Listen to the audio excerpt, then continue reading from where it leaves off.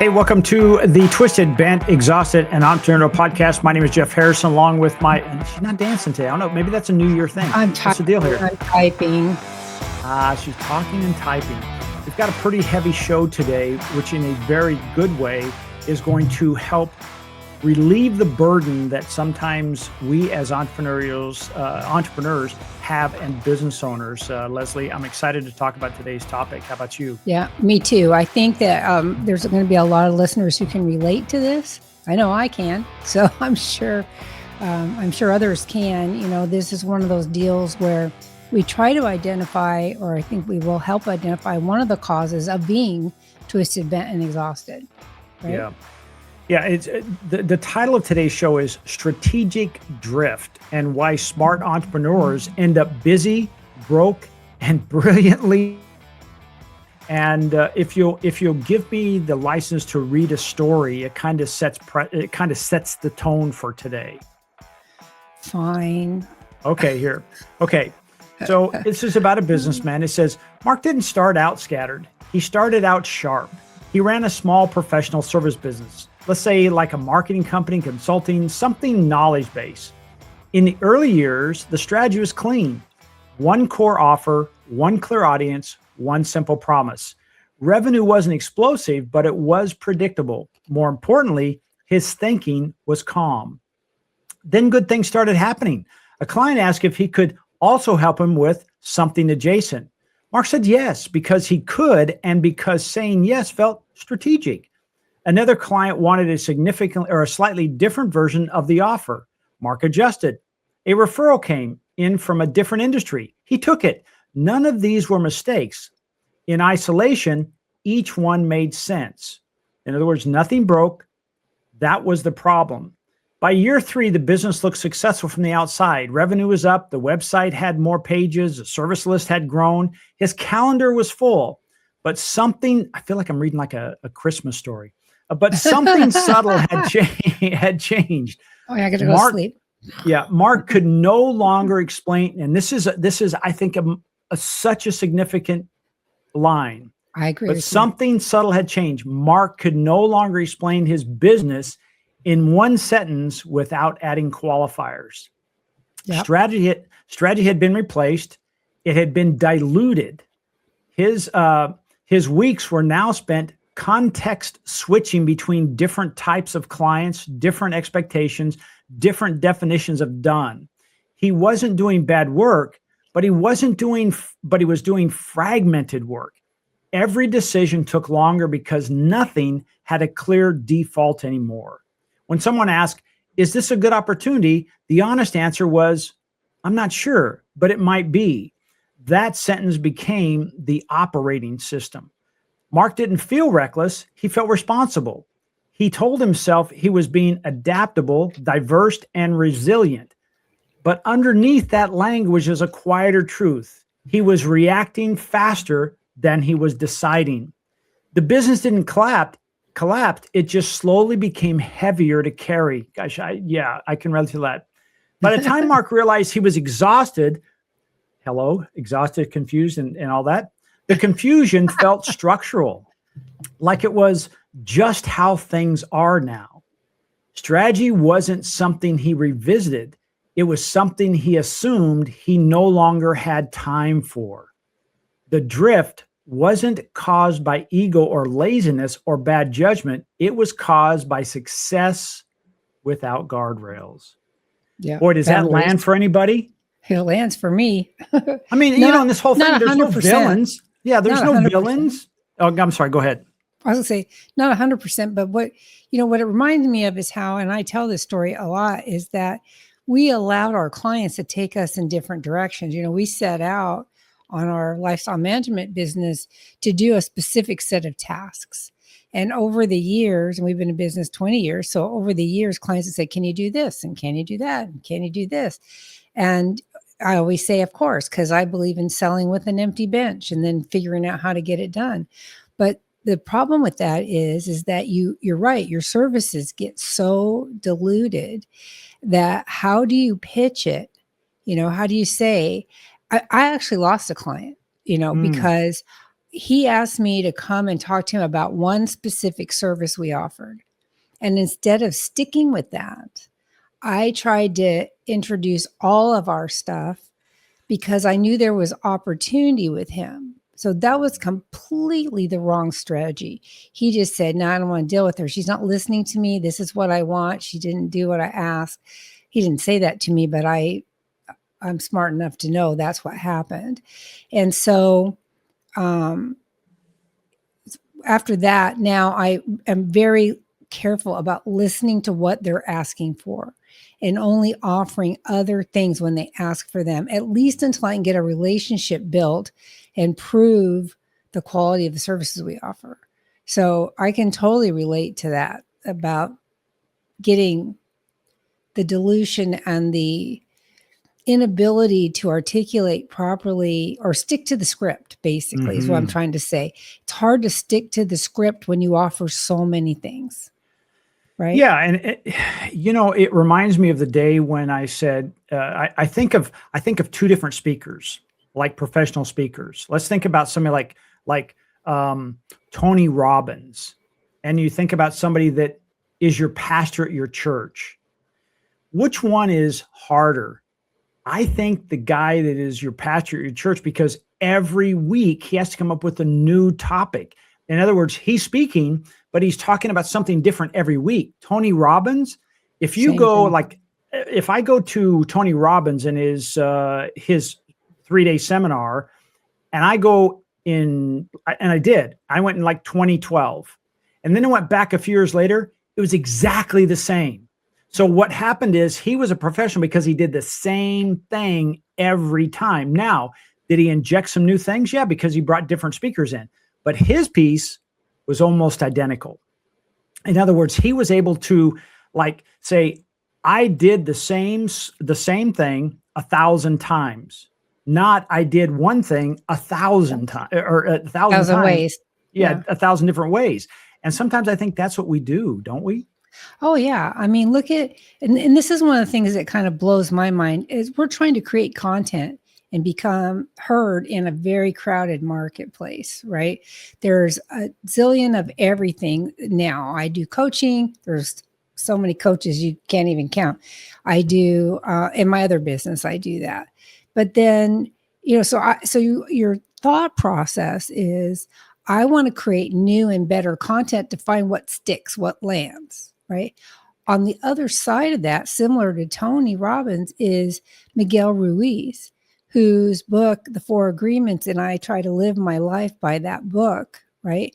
If you look at his social media, with very few exceptions, it's a variation of the 4 Agreements pitch over and over and over again.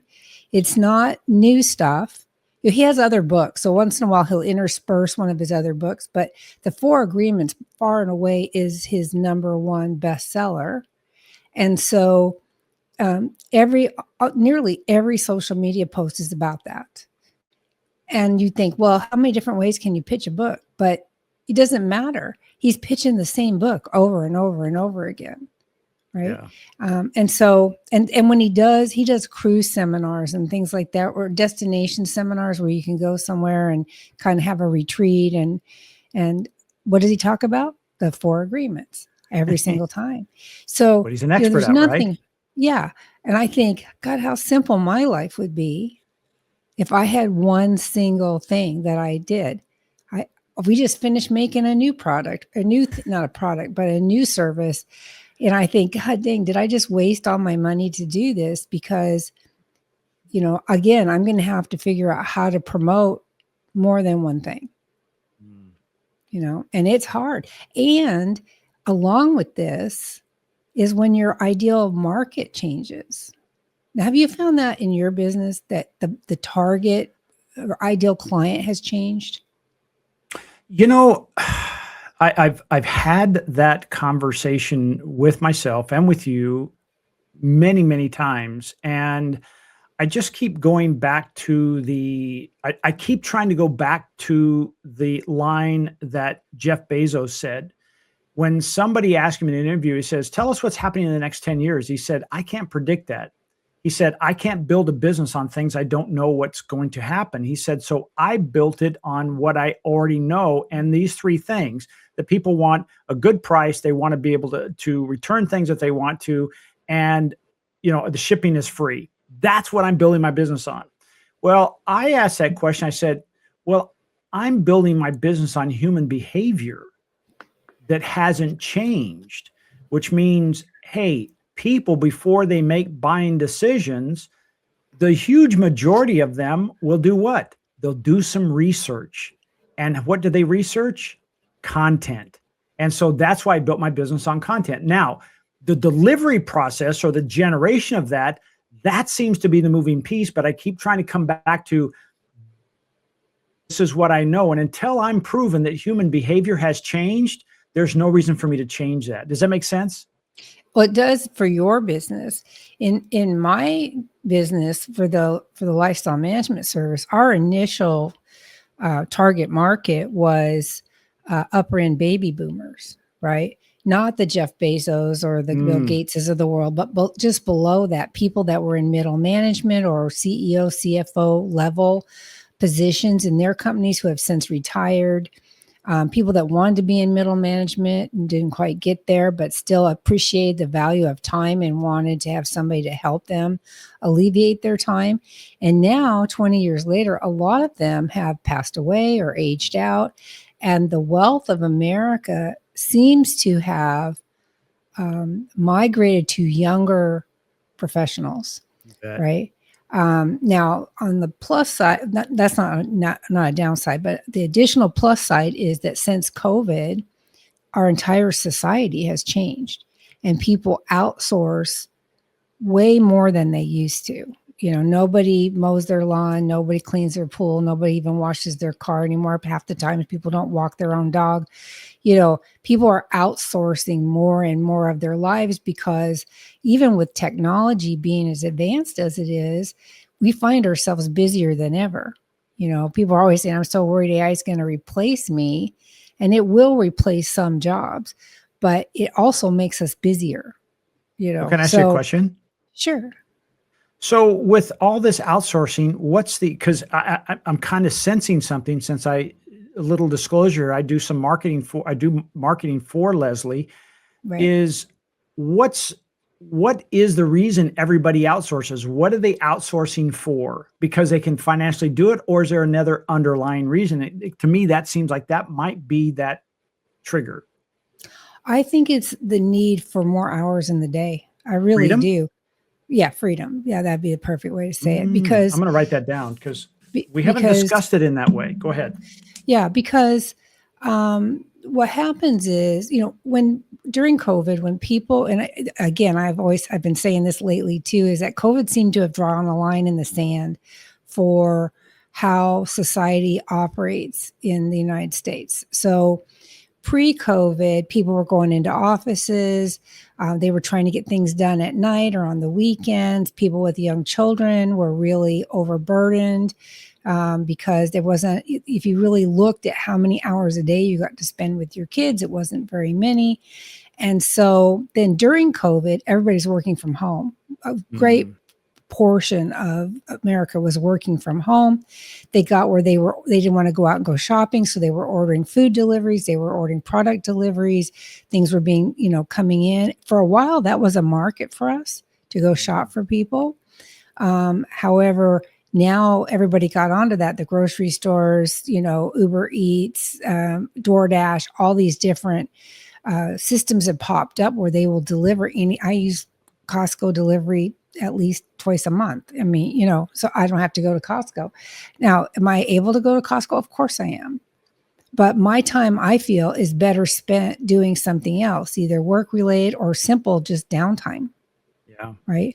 Or having my weekends free to go do stuff, and give my husband quality time. And I think that's a lot of what America is at. We all work really hard. Most of us work really hard. And you need that time for decompression. And so I think that's why, that's my long way of saying this is why I think people outsource more and more. They're valuing the freedom and the ability to choose how they spend whatever discretionary time they have in a week or a day. So with that, kind of pulling on that string just a little bit, Sure. the idea that, okay, people outsource and use services like you offer, which is whatever you can imagine she can do with her company called Executive Errands. Um, but is there, and it's for freedom, but is there something more than that? Because they can certainly financially do that, especially, in the world we live in right now, technology is allowing the barrier to entry and make billions of dollars. I mean, you say millions, now it's billions is pretty normal. And it's really to people that are very young. I read stories almost every day, Leslie, where people are like 21, 22, and they have a company worth $40 billion. I mean, this is insane. Does it change their demands from you if you were to work with those types of people? I don't know that it would. I think they'd still be having us do these things, but it's odd because I don't have any clients in that age range yet. Okay. But I have a friend who has a friend who's a billionaire, and he's only barely 30. And he does he doesn't drive anywhere, right? He has a driver, his own Uber driver. I'm saying Uber, but it's not Uber. He's got his own personal driver. He has his own jet, so he flies private. He's barely 30. Okay. He rents out whole hotels, takes all his friends' places, that he shares his wealth is what I'm trying to say. He doesn't, I haven't, and he has a beautiful home, but somebody's obviously taking care of it. And that's where we would come in, right? They bought a home, then they would want somebody like us to take care of it for them, especially if they're out world traveling a lot, So there's still a place for us in that market for sure. But I'm not quite sure yet what their priorities are. Again, we come back to experiences, right? All these influencers and all social media, you look at TikTok, you look at Threads, you look at Instagram. I don't follow influencers, but I've seen videos of them, and they're all touting experiences over material things. So to me, the owning of a driver and multiple cars and a private jet and all that is for convenience more than the status of having it, if that makes sense. Sure. You know what I mean? Okay, well, can we shift to just a little bit, staying with this whole idea of strategic drift and why people, entrepreneurs end up busy, broke, and brilliantly misaligned. I want to talk a little bit about the difference between strategy as intention versus strategy as residue. And that's kind of like in the story that I read where Mark, the whole idea of a strategy kind of became this second thought because he got so wrapped up in things. Talk to us about strategy as an intention versus a residue. Like, oh, if I have time, I'll do it. Well, this one is a bit of a quandary for me. Because when I started Executive Errands, I like I told you, I had specific services I was going to offer. They were not near broad enough. It was very naive when I started this company. Remember, I came out of manufacturing operations and not a service industry. And taking care of homes was, I was on the road all the time. So I needed somebody to take care of mine. So that's why I started this business, because I would have paid for the service. Then, even though the industry didn't exist yet, I would have paid for it. So I could see, the future, what was coming. So strategy as intention to me is, okay, this is what I'm going to provide. This is how I'm going to do it. And sticking with that all of your activities and tasks and actions further those intentions. Now, does that mean you can't be flexible at all? No.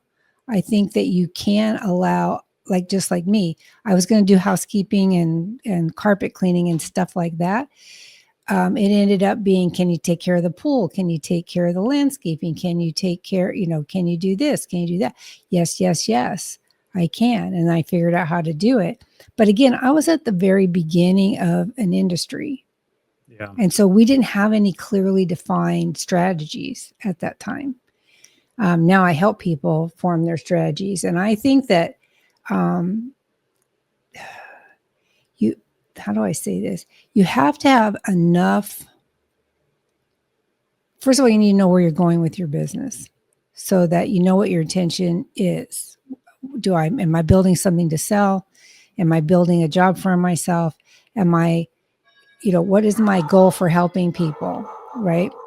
And then build around that. So it doesn't mean that your scope has to be, sorry, I got somebody rang the doorbell. So it isn't that that the scope has to be really narrow in order to have your intention and strategy for that.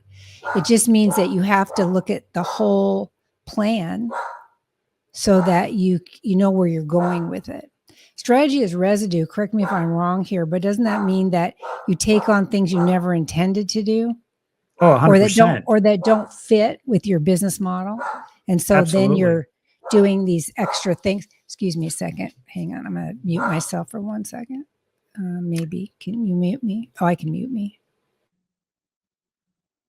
So what I'll do is I'll just kind of jump in here for a second. Go ahead. I'm sorry. Oh, I was just gonna say, like, as an example for my company, even though we're in a digital marketing and AI area, we still don't, as a rule, hang our shingle out and said we build websites. We don't. You can't go on our website right now and see anywhere where we do anything that pertains to websites. However, I've always said, but if I have a client, and Leslie's one of them, is if they need a website, I can build it for them, but I don't go out actively looking for that business. So that isn't a residue. Now, the challenge is if all of a sudden, you get 80, 90, or 100 clients and they all want a website, guess what? That is strategy as a residue, because now that's something that I would probably say no to, or I would probably open up a new division and say, I just have a website development team. And when it goes to them, that's it. And here's your contact. But the idea of strategy as an intention, like I'm going to do content marketing, or Leslie, especially with her software business, she's going to create a piece of software that does this for the lifestyle or someone who charges by the hour. She's going to create that piece of software and she's going to continue to make it better with every iteration to make their lives and their businesses better. That's her focused intention. But if now people come in and say, well, can you make it do this? Can you make it do this? Can you make it? To me, that's residual. Now, she's done some of that, but with an intention, and to serve those people who say, wow, is like the whole enchilada. I need some chips and salsa. And that just as a couple of pieces with your business, or excuse me, the software will do that. And she's accommodated them. But it didn't mean now that she's out marketing for those people, or she's not. She's still doing it by, I'm going to say, strategically, with intention, running that company. I think I'm going to turn it back over to her. Her executive errands, on the other hand, I think it's easier because we're talking about humans and we're talking about homes and all the things that go with that. It's like, wow, maybe you haven't become as a residue. You just realize there's a lot of stuff that we take for granted that people do that we didn't realize they wanted to help with, but it still is in your lane, isn't it? Yeah. And sorry about that interruption. I've got a solar problem. So the guys were telling me what it was, not happiness. So yeah, what happened was that when I built Executive Errands, we realized, or I say we, but it's the royal we, it's me, realized right away that the amount of admin required to manage a lifestyle management company is quite extensive, right? You have to keep track of arrivals and departures. You have to keep track of to-do lists. You have to keep track of quoting that you're doing for clients. And so there's a lot of data to manage. And so we immediately designed this software system. It was very basic and rudimentary back in 2007. We launched the first iteration of it. And then over the years, as my company has grown, we've added more and more functionality to it to accommodate more of the manual processes we were doing. We automated everything we could. And we Can I also, jump in for just half a second? yeah, When you built that, though, you built it just for your company, right? that's correct. And Yeah. every time you did something, you were really the guinea pig. You tested it and make sure it was battle tested and it was ready, right? Right. That's true. Because I think that's huge. In my eyes, that's huge that it's not some just idea that said, okay, let's throw it out on market. You didn't go to the market for many, many years with that to other people, did you? No, in fact, I launched it in 2007 and I didn't license the first version out until 2016, I think. Wow. So it was almost 10 years. And then I had several licensees and I kept enhancing it and stuff. But what occurred, which is interesting, I think it fits in with this strategy as intention and stuff, is that because we got to be a big company, big financially, not big for people and stuff. We only have 6 people, which is not nothing, but you know what I'm saying? It's a small boutique business, but financially and the amount of data and stuff that we manage got quite large. And so I was trying to market that software like everybody was where I was. And they weren't. And I didn't realize until just last year when I started doing these 5-day challenges under Concierge Business Solutions that the lifestyle management system became mainstream about 10 years ago-ish. 2016, 2018, there's a lot of people that had started their businesses in that, about that time. They could be in business 10 or 12 years and only have 15 or 20 clients, right? And some of them never want to get bigger than that, but they still need a way to manage the data because anything over like 3 clients, you start waking up in the middle of the night saying, did I forget to do this? Did I forget to do that? You know what I mean? So I completely restructured it to accommodate those people so that they could take advantage of the solution without all the bells and whistles that we use every day because we're bigger. That makes sense.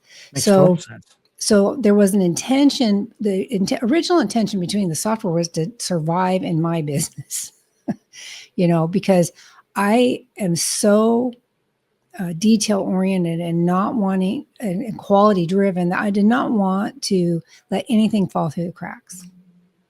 And I remember when I first started doing executive errands, clients would say to me, well, how do I know you're going to be in my home?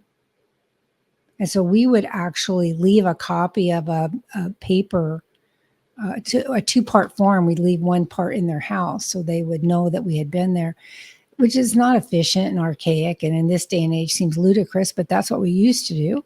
Eventually I automated that form and put it in the database. And now they get an automated notification when we do something and they can actually log in and see it. So you can just see the iteration of technology. I mean, the things we're doing today, I couldn't have dreamed of 20 years ago. The functionality, the capability didn't exist. And as it was, I actually challenged my programmers to do things they had never done. Because in my mind, I could see how it needed to work, but I can't program. So I had to have somebody else do it. So it was really interesting.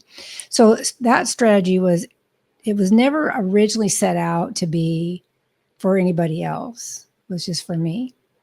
But eventually I saw a need in the market and I put it out there, but I put it out there too big. And so then I had to look at that strategy and say, okay, this isn't serving the greatest number of people in the best way possible. So then I had to restructure that. But they're still getting a massive amount of support for right where they are and helps them eliminate multiple fragmented applications.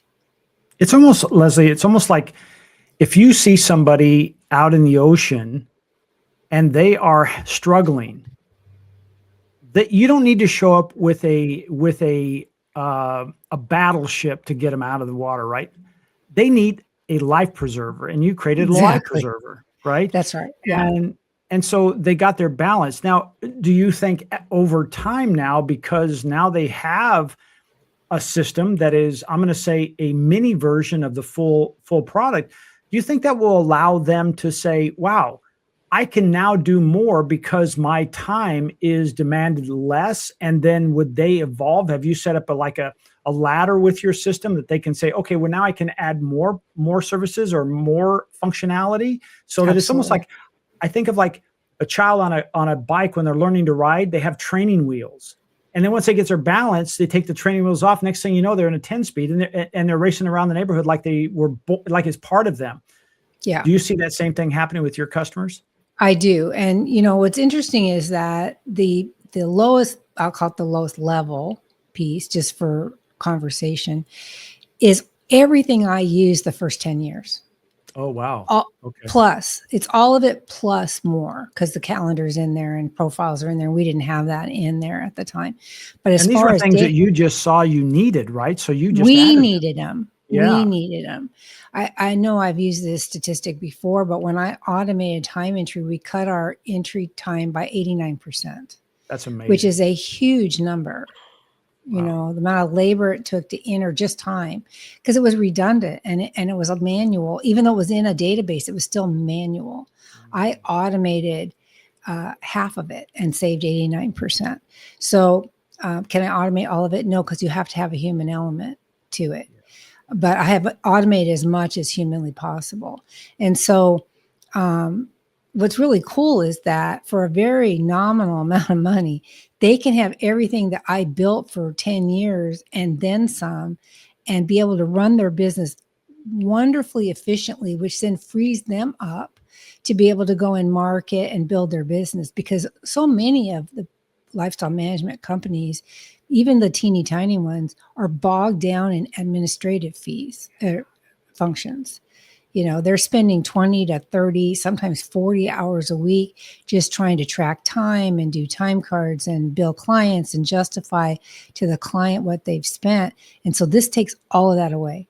And so, in essence, it's almost like the people you're describing are saying, I would like to run a business, but it just means I have to work so much harder. Instead of doing 20 or 30 hours a week, I might be doing 30 to 50 hours a week. And do I really want to do that?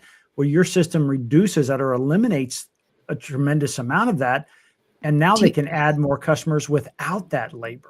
Right. Do you know what I spend a week managing the company? Go ahead. Make us all feel bad. About 4 hours a week, maybe. Okay. Very minimal, because of this software, and then of course policies and procedures and all the other stuff we talk about. But primarily it's having the admin piece automated, and then ensuring that people follow the rules for data entry, because data, garbage in, garbage out, right? So as long as you maintain the integrity of the data, then management becomes super easy. I love this one. How opportunity addiction slowly replaces clarity. This has happened to me so bad. It happens to you too. I'm just going to say we both fall subject to this one. Well, it's almost like that thing is saying we think we are the only ones, but it happens to almost all of us. I know somebody who lives just a couple of doors down from you that I know he's experiencing this as well, because opportunities come and you're like, hey, let's do this. And, I've got something on my plate right now that I keep thinking this could be a whole business on its own. And what I have, I'd have to scrap. And I'm playing with that because I look at it and say, what's the upside of this other business? It could be an industry disrupting process that, because I am small and nimble and I'm not bogged down with regulation and policies and procedures and thousands of people on staff, it could be disruptive. I'm playing with that right now. But it's one of those, like, if you see this picture, there's an idea. Yeah. Oh, it's possible. And yeah, you think of it. I mean, we're dealing with it right now with one of your ideas. I know. Well, part of the problem for me I think all entrepreneurs suffer with this specific problem. This isn't unique to me or to you. It's that entrepreneurial mindset is that we see opportunities everywhere, right? Yep. We see opportunities, and I call them shiny objects. We get really excited because, and I'll give you an extreme example. We went to visit, this is years ago. Dan and I went to visit his brother, and his wife has one of those MLM businesses, the multi-level marketing thing, and it's for freeze-dried foods. Okay. Oh. And they're really high quality and very nice. And the minute I saw them, I went, oh my God, this would be fantastic in California with the earthquakes and preparedness. And my mind started going 1,000 miles an hour going, yeah, you could do this, you could do this, you could do this. And I went, oh my God. And I had to go, time out, brain, stop. This is not your market. This is a whole other thing. Yeah. Whole other thing. Or the time I got this wild hair to go do a container wedding business where you could, for one price, you would get an abbreviated but lovely wedding for the people that can't afford this $40,000 minimum that's out there today, right? If I can give you a lovely wedding, small but lovely, for $5,000 or $6,000 or even $10,000, then why wouldn't you do it? And I made a website and I did all that, and I was deep into it before I realized the wedding market is a completely different networking exercise and completely diluted. This is what we were talking about, dilution and residue. Completely diluted me from what I was doing on Building Executive Errands at the time, because this was 15 years ago. I mean, this was a long time ago. I built the websites, I did all this stuff, and then I realized I couldn't support it. And do you know that even though I took the site down for another 10 years, I got phone calls on it? It would have been phenomenal. It would have been a great market, but still, that's exactly what you're talking about losing clarity and how opportunity addiction, we see that. And now with AI, it's worse. Because AI, once you get using it properly and it starts to guide, it'll say, well, if you say, how do I 10X my business? I've done that. How can I 10X it? And it'll come back with suggestions on how to do that. And one of them I'm following right now. And it's a completely different product that should be its own standalone thing and somebody else should run it. But it's so needed. Right? You know this, right? It is so needed in our industry. If I don't do it, somebody's going to do it. It's not going to be long, because we all know what's happening with AI and the fact that already you can't tell what's real from what's not. So there has to be, there has to be a new way to be able to, a trusted way that you can validate whether or not a company is any good. And I'm doing that right now for the lifestyle management industry.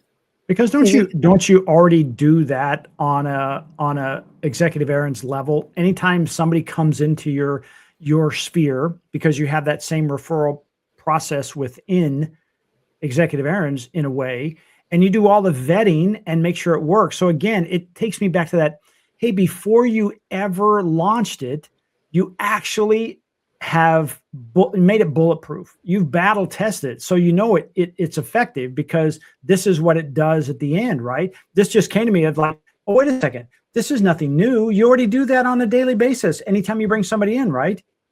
I do. I do it with vendors where I personally vet them and go talk to them and make sure that they can put a good face on my business. Because when I send a vendor somewhere, they're representing me. Mm-hmm. And so therefore they need to not smoke on site, not leave trash, smell decent. It's a tricky with plumbers, but we've had success. And so, you've got to, so vendors are all personally vetted, and then clients too, whether they realize it or not, are going through a vetting process, because I've been doing this long enough to know who's going to be a pain and who isn't. Yeah. So, and I have to, one of the things that I personally have to learn, and I think all small business owners out there need to consider, is whether or not to trust your intuition. I counsel a lot of small business owners on that because they'll call me up and they'll say, this is what this client is trying to do to me, or they're talking like this now before I've even taken them onboarded them. So what do you think? And I'm like, run away as fast as you can. Yep. Because I had a client who had their potential client was wanting them to change in fact, I've had a couple with this one who wanted them to change their contract to satisfy their requirements. And you can't do that. No. Again, That's going to change your business. Yeah. Why would you change your business for somebody? Then that's not your ideal client, right? Yeah. So they would have to pay me a tremendous amount of money for me now to say, I'm going to change my whole way of doing things just for you, because now I'm opening up a new business and you have to make sure to be able to support that. I made that mistake. We all do it. These things, the things we're talking about today, I could give you horror stories for every single one of them. I had a lady call me up, even on my software. She wanted to open elderly caregiving home, where people come and live in her home and she takes care of them. And she needed a software to manage that. And she wanted me to modify my software to do it. And I instantly, here we go again with opportunity, right? I instantly could see how we could do it. And so I invested the time. She made a commitment to buy it, but she didn't pay me as we went along. I invested $3,000 or $4,000 in getting the initial proof of concept done. And when it got done, she decided that she wanted to do something else and never paid for it. Oh my God. I will never do that again. Yeah. Lesson learned. Yeah. That was probably, it sounds like expensive. It's probably a very cheap lesson in the reality of things, right? Yeah. But this goes back to opportunity fatigue. I mean, or whatever we said about opportunity versus intention. We see opportunities everywhere. And we, small business owners, are the best at developing, cultivating, and launching new opportunities because we can see the future in that way. We can see how it fits in the marketplace. When I say see, I mean visualize how it works in the marketplace, how we can do better. And I mean, you do it all the time. Look at your content creator. That thing is amazing, just the way it is, but you want to make it better and better and better. And I get that. And the stuff you're trying to do to it is awesome. Awesome. But now it changes who the ideal client is, in my opinion. Which is something it doesn't have to, but it doesn't have to, but it could. Yeah, it could bring in a whole different type of client. Yeah. And that's something that we'll talk about when he gets it done. But to me, it's a phenomenal product, which you've created just the way it is. And so, Thank you. I've been hounding you for a couple of years. It's like, get it out there in the market, get it out there. And he's like, a little bit more tweaking. Well, it's like your software. You used it a long time before you actually shared with anybody. For me, I just kept building it to help me as my company serve my clients better. And now that I see that it's working the way, it's like saying, hey, it's not like the clock on the picture here. It's not right twice a day because it's broken, right? Right. It runs properly. And that took some doing, right? Yeah. Right. So, well, and you're all about the automation, which I try to do too. And so, you're trying to automate even tighter than it was, which is incredible. And use smarter tools. Like you said, that when you started your software, the things that you're doing now didn't even exist then. No, they didn't. But I listened to my clients. And so, I let them take me in directions. And with those directions were all still within the umbrella of lifestyle management. I didn't go outside that umbrella, right? All those directions made other data management necessary. So I've always told my employees, we're really a data management company because the amount of data that is created in trying to manage somebody's home and their lifestyle and taking care of them is, you just can't even believe how much data there is. So, and what's funny is, one might say, well, why did you also create Concierge Business Solutions? Right? Because you already had a good business and you want to stay in your lane and do this. Yes. But Concierge Business Solutions brings me full circle to my consulting days in aerospace, where I was helping people pick the best software. Now it's mine, right? Doing business process engineering to help them improve their businesses. It was born out of starting to license the software. Then it became, well, I can do all these things for people and help them. And so they both have a place and they both fit together, but they are two completely different deals. And this one here about revenue streams, I'd be anxious to hear your thought on this. What is your thought behind this one? Well, I'll tie into this why adding revenue streams often reduces profit. And I think when you're by yourself, let's say you're a solo entrepreneur or you're the CEO of your company and you're making all the decisions, you only have so many hours in the day. So you have to take your eye off your primary business to start this other stream of income. When this happens, how do you typically fund that? With the current profits from your business to build that new revenue stream, which means your overall profits go down because you've reinvested in things that don't exist yet and they're not proven out. You know that. Right. And, we've had that conversation. The next thing is your energy level. Now you're running two different businesses with the same 24 hours with the same person. So now you have to be on point all day long, all night long, not on one business, but two businesses. And sometimes, in many cases, it's, as you said, it's like, let's go back to the wedding in a box or wedding in a container. That's a totally different business. So you have to be thinking now way outside of what you're comfortable with. It's not just like, hey, I build widgets and I deliver to these people. I build widgets and I deliver to these people. It's no brainer, right? Right. And then of course, I think the leverage piece is when you say, I was leveraging my knowledge and my business and my expertise with the business I have. Now I'm going into a total, nobody knows me. I have no credibility. I don't have any authority. And so I think that's what adding streams or additional revenue streams often reduce those three key elements of your business. So you're thinking of them as new products or services outside the realm of what you're already doing. Is that how you're framing this? It could be as an example. Let's say, for instance, I mentioned why you are taking care of the solar issue is one of the things that I said I don't hang a shingle out for is creating websites. And the reason for that is because it can be very time and labor extensive.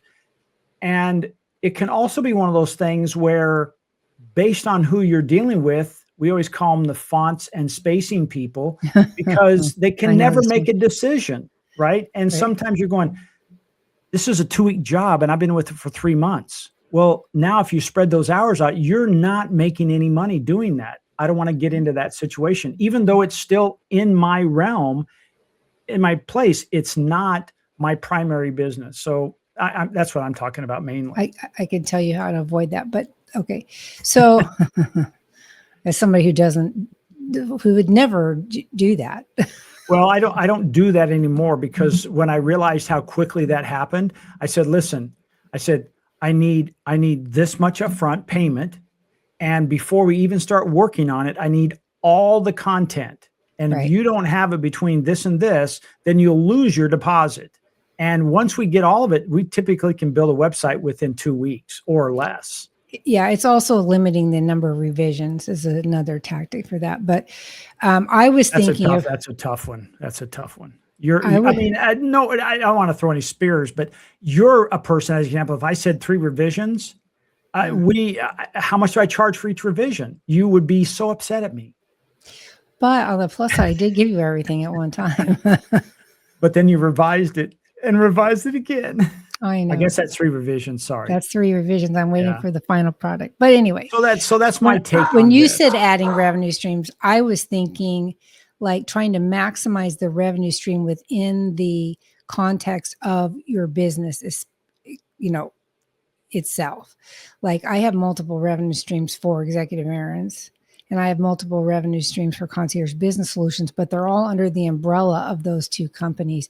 They are not new things out, like it's not the frozen food or the freeze dried food opportunity. That's how I was thinking of it. But you're thinking about as the frozen or the freeze dried food opportunity outside the umbrella. Well, not example. The one I said was the websites. That's really under the umbrella of a marketing company and a digital marketing company, right?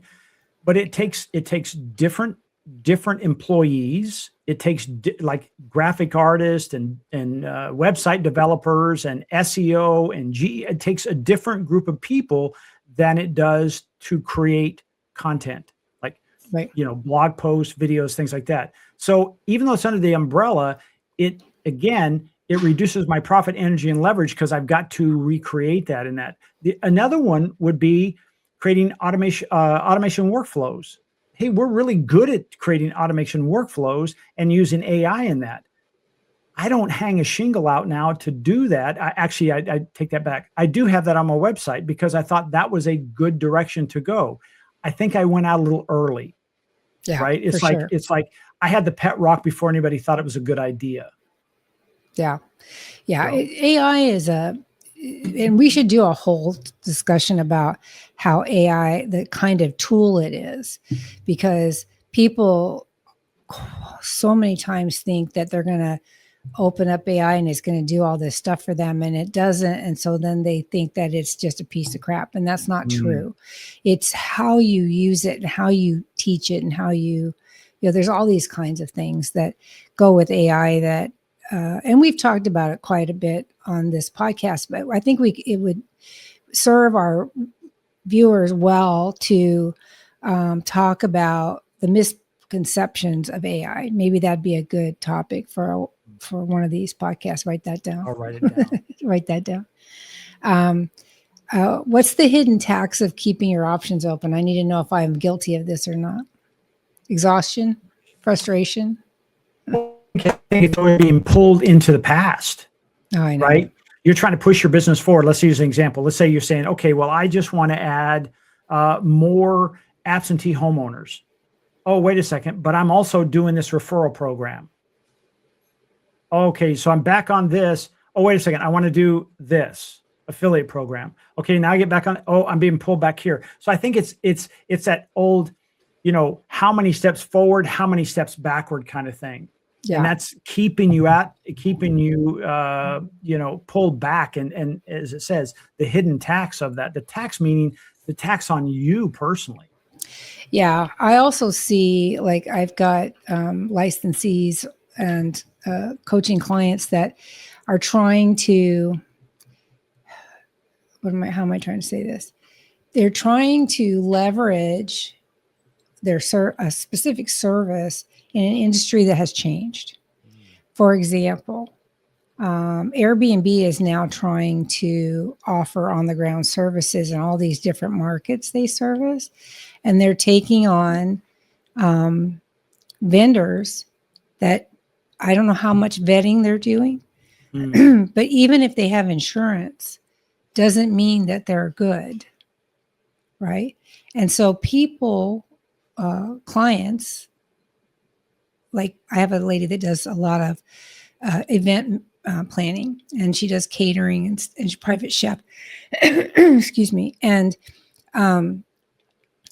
if Airbnb is offering a private chef in that location available for that home, the homeowner or the guest doesn't necessarily want that person because they don't know who that is. They want somebody who's local, who comes with the house, who is a known commodity, who has a reputation that other guests have written about. So I don't know how successful Airbnb is going to be about it, but the point of bringing this up is that if her services are going to change, she has to consider what Airbnb is doing. Yeah. So that she can either compete or change her own model. So while keeping your options open, in our contacts, where I try to do, for me personally, where I try to take on too many opportunities, and that is very taxing on my life. In her case, she needs to be watching for options because of and we should all do that for our services. So, if we got somebody listening to us and they say, oh, this ideal client, somebody else has launched something and now it's diluting my ability to bring in clients, then either you need to adopt what they're doing or change something about your service so that it gets picked over somebody else's. Yeah, we talked about in the past, it's called moding, and it's making what you do so different that people really can't compare you to it, Right. And I don't know why it just got blurry. I know. I noticed that too. I was going to say. I think let me just see if that's interesting. All of a sudden looked up, I'm like, are my glasses dirty? No, I think it's just I'm blurry. Or you have a brain tumor. Oh God, thanks. I appreciate that. Let me just go to my autofocus and see what's going on here. There you go. Okay. I can tell you guys that this is live. I mean, it was live when we do it. So doorbells and dogs barking is just part of the interruptions that go. If we had a studio, it'd be different, right? But we're both working out of. Quite honestly, it'd probably make it more difficult to get together to do that, because then we'd have to leave and go somewhere. Right. This is better. Do this. So, how many episodes are we up to? Sorry, before you go on. Well, this is episode 2 of season 2. So that means we have, I think 50 episodes. It's so exciting. Yeah, pretty cool. I want to kind of bring this all together.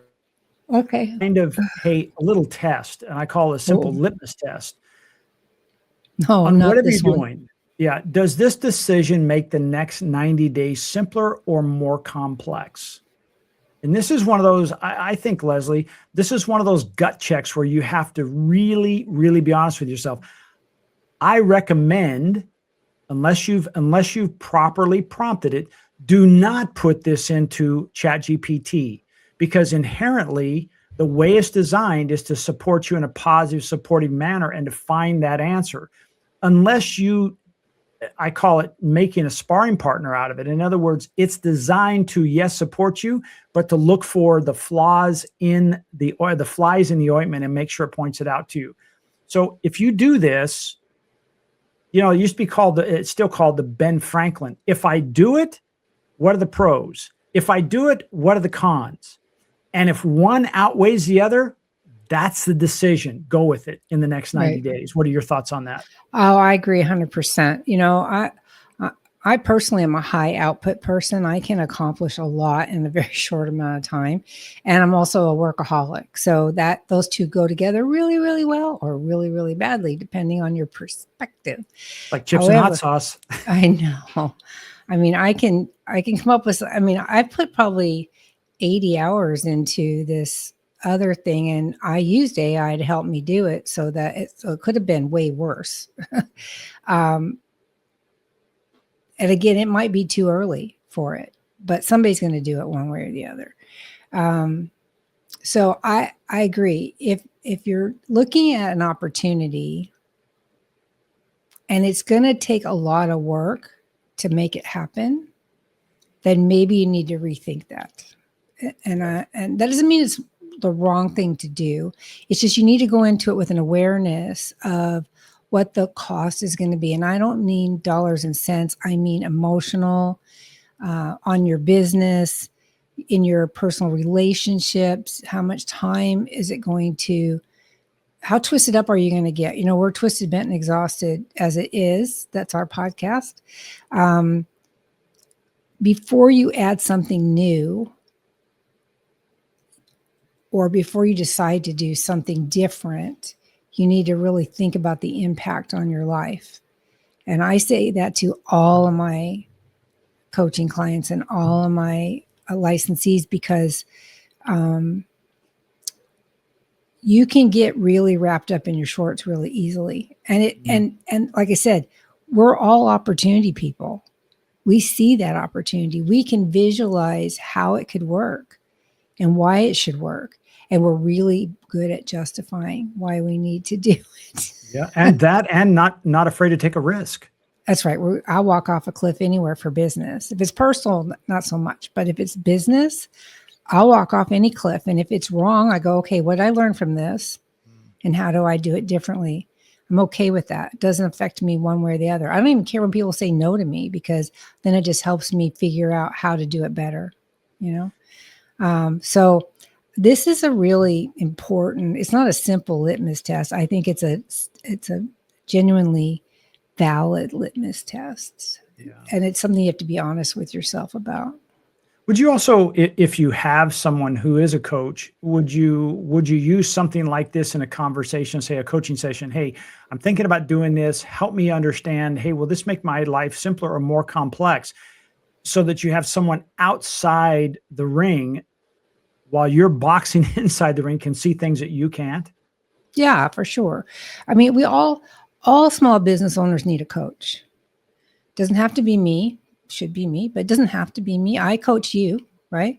And you help me all the time. We brainstorm really well together. It's one of the reasons we're doing this podcast, because we've been friends forever, and our businesses are different, but we're still both entrepreneurs, and we both are opportunity idealists. So I was going to say realists, but really what we do with opportunity is really more idealistic.